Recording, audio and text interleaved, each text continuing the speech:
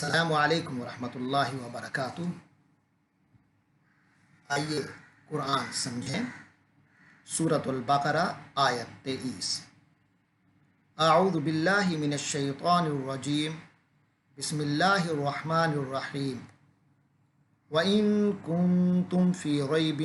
مِّمَّا نَزَّلْنَا عَلَىٰ عَبْدِنَا فَأْتُوا بِسُورَةٍ مِّن مِّثْلِهِ وَادْعُوا شُهَدَاءَكُم مِّن دُونِ اللَّهِ إِن كُنتُمْ صَادِقِينَ۔ صدق اللہ العظیم۔ وَإِن دو لفظ ہیں، دو کلمات ہیں، واو اور ان، واو اور ان اگر، وَإِن اور اگر، کنتم، قاف واو نون اصلی حروف ہیں، اسی سے کانا بنا ہے۔ کانا کے معنی تھا بھی ہوتا ہے، اور کسی چیز کا وجود ہونا، موجود ہونا، یہ بھی اس کے معنی ہوتے ہیں۔ تو کانا ہے یا تھا، کنتم تم سب تھے یا تم سب ہو، یہاں تم سب ہو معنی آئے گا وَإِن كُنتُمْ، اور اگر تم ہو، فی ریب، فی میں، اور ریب شک، ریب کا لفظ سورۃ البقرہ آیت 2 میں گزر چکا۔ فی ریب شک میں، مما من اور ما سے، من کے معنی سے، اور ما جو پہلے بھی گزر چکا سورۃ البقرہ آیت نمبر 3 میں، الذین یؤمنون بالغیب ویقیمون الصلاۃ ومما رزقناہم ینفقون۔ تو مما اس میں سے جو، نزلنا، یہ نون زے لام سے ہے، نون زائے لام، نزول، نازل، منزل، اس پر گفتگو پچھلی گزشتہ آیت میں ہو چکی، آیت نمبر 22 میں۔ نزلہ اس نے اتارا، اس میں آیا تھا انزلہ من السماء ماء، انزلہ کے معنی بھی اتارا اور نزلہ کے معنی بھی اتارا۔ قرآن کے لیے اللہ نے دونوں لفظ استعمال فرمائے ہیں، انزلہ بھی اور نزلہ بھی۔ دونوں میں کیا فرق ہے؟ ایک باریک سا فرق ہے، وہ انشاءاللہ گفتگو میں بعد میں آئے گی۔ نزلہ اس نے اتارا، اور نزلنا ہم نے اتارا، علی پر، عبدنا، عبد اور نا، عبد کے معنی بندہ، اسی سے عابد ہے بندگی کرنے والا، معبود ہے جس کی بندگی کی جائے، معبد ہے جو بندگی ادا کرنے کی جگہ ہوتی ہے۔ تو عبد کہتے ہیں بندے کو، غلام کو، عبدنا ہمارا بندہ۔ تو یہاں جو بندے سے مراد حضرت محمد صلی اللہ علیہ وسلم ہیں، اللہ اپنی طرف جب نسبت کہہ کر کے کہتے ہیں کہ میرا بندہ یا ہمارا بندہ، تو یہ بہت بڑی فضیلت کی بات ہوتی ہے، یہ عام بندہ نہیں ہوتا۔ اگرچہ سارے اللہ ہی کے بندے ہیں، لیکن جب اللہ باقاعدہ ذکر کریں اس بات کا، کہ یہ تذکرہ اسی بات کا کریں کہ یہ میرا بندہ ہے، تو یہ ایک خاص شان ہے۔ تو یہاں اللہ نے فرمایا، صرف عبدی نہیں فرمایا میرا بندہ، بلکہ عبدنا ہمارا بندہ فرمایا، یعنی اللہ نے ایک خاص شاہی جلال کے انداز میں گفتگو فرمائی ہے، تو یہ نسبت اور بھی بلند ہو گئی۔ مما نزلنا علی عبدنا، اس سے جو ہم نے اپنے بندے پر اتارا۔ وَإِن كُنتُمْ فِي رَيْبٍ مِّمَّا نَزَّلْنَا عَلَىٰ عَبْدِنَا،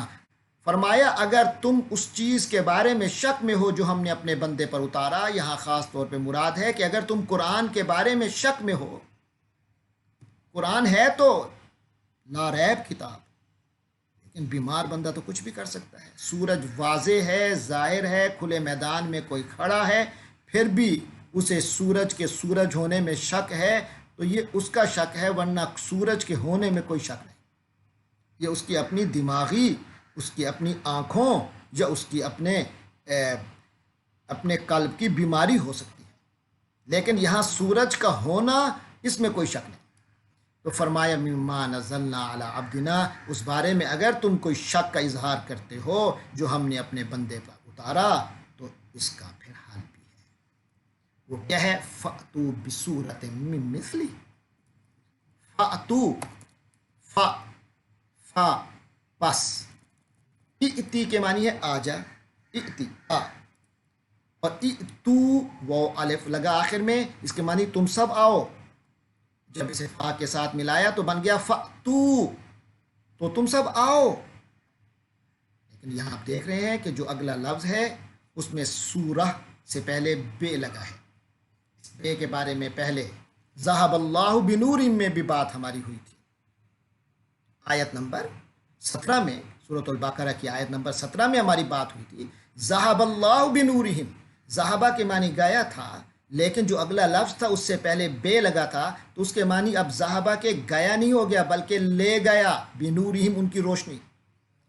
تو یہاں بھی ایسے فاتو کے معنی ہے تم سب آؤ، لیکن بے لگا ہے تو اس کے معنی ہے لے آؤ، فاتو فاتو، تو تم سب لے آؤ، سورتن سورت، فاتو بسورتن، تو تم کوئی سورت لے کر آؤ، من مثلہ، من کے معنی سے، اور مثل کے معنی جیسی، اور ہی کے معنی اس، وَدُعُو، وا کے معنی اور، ادعو تو بلا، ادعو تم سب بلاؤ، وَدُعُو اور تم سب بلاؤ، پکارو، شہداءکم، شہداء شین ہا بات سے شہید کا لفظ، شہید کے معنی گواہ کے بھی ہیں، اور شہید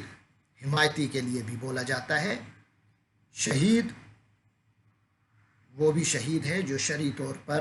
جو مقام شہادت پر فائز ہوتا ہے، اللہ کے لیے اپنی جان، اللہ کے دین کے لیے، اللہ کے کلمہ کے لیے وہ اپنی جان کو قربان کر دیتا ہے،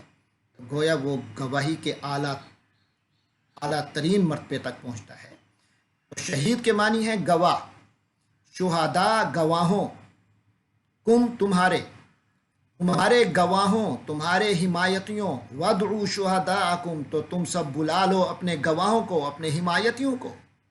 جو تمہیں ہیلپ دیں اس قرآن جیسی صورت لانے میں۔ من دون اللہ، من کے معنی سے، دون کے معنی ہٹ کر، علاوہ سوائے،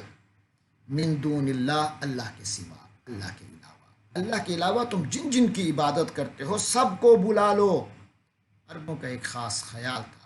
کہ جو شعراء ہوتے ہیں ان کی مدد، ان کے پیچھے ایک جن ہوتا ہے جس کی وجہ سے وہ شعر کہتے ہیں، ورنہ شعر کہنا ممکن نہیں ہوتا۔ تو لہذا فرمایا گیا کہ تم وہ شاعروں کو جو برا اعلیٰ کلام کہہ لیتے ہیں، ان کے پیچھے جو جنات جن کو تم سمجھتے ہو ان کو، جن کی تم عبادت کرتے ہو ان کو، جس کو بھی بلانا چاہتے ہو سب کو بلا لو، تم سب اکٹھے ہو جاؤ،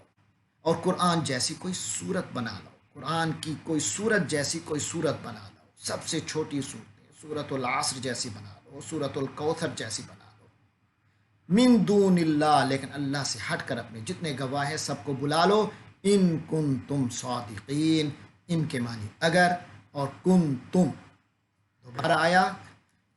ان کنتم اگر تم سب ہو، صادقین، صاد دال قاف سے، صدق کے معنی سچائی، اور صادق سچا انسان، سچ بولنے والا، اور یا نون سے جمع بن گیا، جیسے واو نون سے جمع بنتا ہے ایسے یا نون سے بھی جمع بنتا ہے، صادقین جمع ہو گئی سچے لوگ، ان کنتم صادقین اگر تم لوگ سچے ہو، یہ کر کے دکھاؤ، جس کا مطلب ہے تمہارا شک بھی بذات خود ایک جھوٹا سا شک ہے۔ تو یہ ہے اللہ تبارک و تعالی نے اس سے گزشتہ آیات میں، آیت نمبر 21 اور 22 میں حکم دیا تھا کہ اے انسانوں، اللہ تبارک و تعالی کی عبادت کرو، وہ رب ہے جس نے تمہیں تخلیق فرمایا، اور وہ تمہارے آباء و اجداد جن کا نام لے کر تم گمراہی کو اختیار کر رہے ہو، جن کا بہانہ بنا کے تم گمراہی کو اختیار کر رہے ہو، خود وہ بھی اللہ ہی کی مخلوق ہے۔ پھر اسی اللہ نے تمہارے لیے زمین و آسمان کو بنایا، اور اس کے اندر تمام تمہاری ضروریات کو تمہارے لیے مجسر فرمایا، تو لہٰذا عبادت کا حقدار وہی ہے، اور اس عبادت کا فائدہ تمہیں یہ ہوگا کہ تقویٰ ملے گا، یعنی کہ جہنم سے خلاصی ملے گی، دنیا اور آخرت کے خسارے سے بچ جاؤ گے، اور پھر مقام تقویٰ بھی پر بھی فائز ہو جاؤ گے، جس کی بدولت تم قرآن سے فائدہ اٹھاؤ گے۔ اب قرآن سے فائدہ اٹھانا تو ہر وہ بندہ جو اسے سمجھتا ہے کہ یہ اللہ کا کلام ہے تو وہ اس سے فائدہ اٹھائے گا، اور اس میں کوئی شک نہیں، یہ لا ریب بات ہے کہ یہ اللہ کا کلام ہے۔ لیکن تم اگر ایک بہانے کے طور پہ کوئی شک پیدا کرنے کی کوشش کرتے ہو تو اس کا پھر جواب یہ ہے کہ اس جیسا کلام لانا کسی مخلوق کے بس میں نہیں، کسی انسان کے بس میں نہیں، کسی جن کے بس میں نہیں، کسی غیر اللہ کے بس میں نہیں۔ خود کلام اپنی شان کے ساتھ یہ بات واضح کرتا ہے کہ یہ اللہ ہی کا کلام ہے، کیونکہ پوری دنیا اللہ کی تمام مخلوقات بھی اکٹھی ہو جائیں تو اس کی چھوٹی سی صورت جیسی بھی کوئی صورت نہیں بنا سکتے۔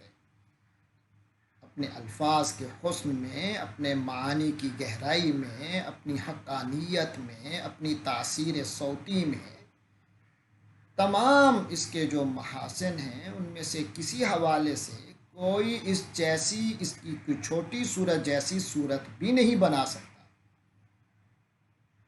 اگر تمہیں شک ہے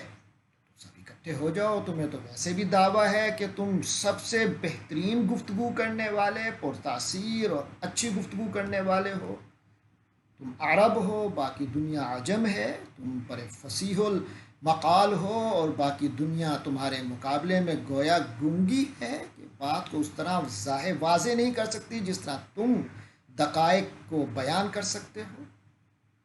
تو لہٰذا یہ کھلا چیلنج ہے۔ اللہ تبارک و تعالیٰ سے دعا ہے کہ وہ اس قرآن مجید کی حقانیت کو پوری طرح سمجھنے کی توفیق عطا فرمائے اور پھر اس کے تقاضوں پر عمل کرنے کی توفیق عطا فرمائے۔ وآخر دعوانا ان الحمد للہ رب العالمین۔